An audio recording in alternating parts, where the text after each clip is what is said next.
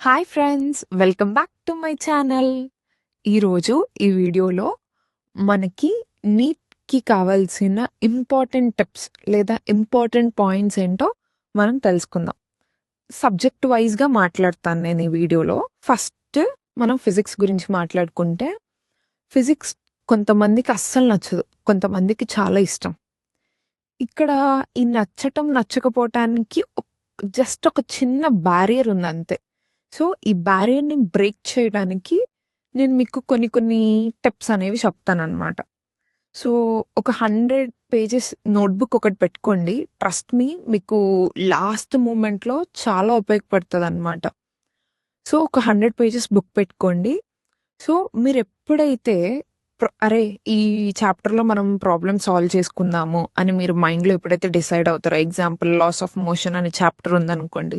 So మీరు ఆ చాప్టర్లో ఉన్న ప్రతి ప్రాబ్లమ్ని సాల్వ్ చేయాలనుకుంటే, మీరు ముందుగా చేయాల్సిన పని ఏంటి అంటే, ఆ చాప్టర్లో ఉన్న అన్ని ఫార్ములాస్ కూడా ఏదైతే మీరు బుక్ పెట్టుకున్నారో హెడ్డింగ్ పెట్టుకుని, ఆ చాప్టర్ హెడ్డింగ్ పెట్టుకొని అందులో ఉన్న ఫార్ములాస్ అన్నీ అందులో రాసుకోండి.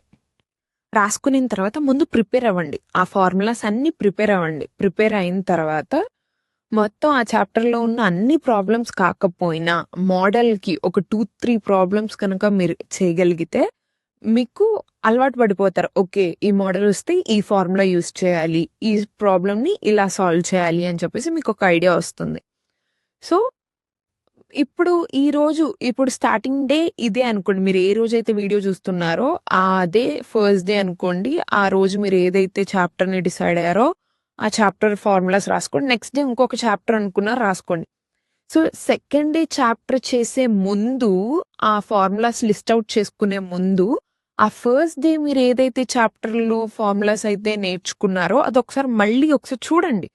మళ్ళీ ఒకసారి ఓకే, ఏదన్నా ఒక ప్రాబ్లం తీసుకొని మళ్ళీ చేయండి. మీకు అప్పుడు అలవాటు పడిపోతారు.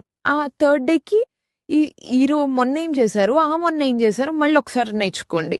సో డేస్ అలా పెరుగుతున్న కొద్దికి మీరు మళ్ళీ రివైజ్ చేసుకుంటా ఉన్నారు అంటే, ఆ ముందు ఏం నేర్చుకున్నారు, ఆ ముందు రోజు ఏం నేర్చుకున్నారని మీకు ఎట్ ద ఎండ్ మీరు చాలా పర్ఫెక్ట్ అయిపోతారనమాట. Next biology.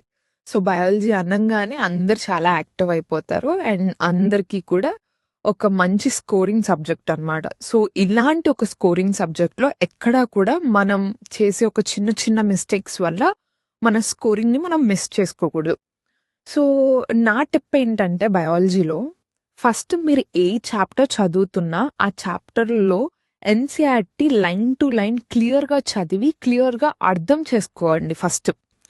సో చదువుతున్నప్పుడే మీకు కీ పాయింట్స్ ఏదైతే అనిపిస్తుందో వాటిని అండర్లైన్ చేసుకోండి. ఎట్ ద ఎండ్ మీరు మళ్ళీ ఆ కీ పాయింట్స్ని చదువుకుంటే సరిపోతుంది. సో ప్రతి లైన్ టు లైన్ చదవండి. అలా ఈ పారా చదివి ఆ తర్వాత చదువుదాం అలా కాదు, ఒక చాప్టర్ని కంప్లీట్గా ఫినిష్ చేయండి.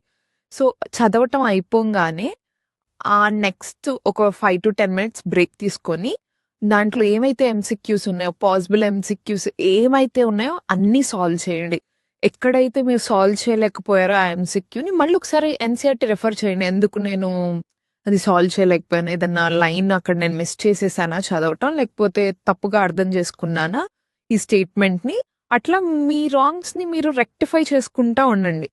సో అట్లానే కెమిస్ట్రీ కూడా అంతే. సో దాన్ని మీరు ఇనార్గానిక్ అలానే ఆర్గానిక్ కెమిస్ట్రీ కింద డివైడ్ చేసుకోండి. ఆర్గానిక్ కెమిస్ట్రీ అనంగానే మళ్ళీ చాలా మందికి అది కొంచెం ఇబ్బందికరంగా లైక్ టఫ్గా అనిపిస్తుంది. సో ఫస్ట్ థింగ్ ఏంటంటే, ఇది నాకు కష్టం అని మైండ్లోంచి తీసేయండి. ఎప్పుడైతే కష్టం అని ఫీల్ అవుతామో ఆటోమేటిక్గా మనం దాన్ని చేయలేకపోతాం. So I can do this అని ఒక్కటే మైండ్లో పెట్టుకోండి. మీరు ఫ్యూచర్ డాక్టర్స్. సో అదొక్కటే మీ మైండ్లో నేను చేస్తాను ఇది అన్ని మాత్రమే మీ మైండ్లో ఉండాలి.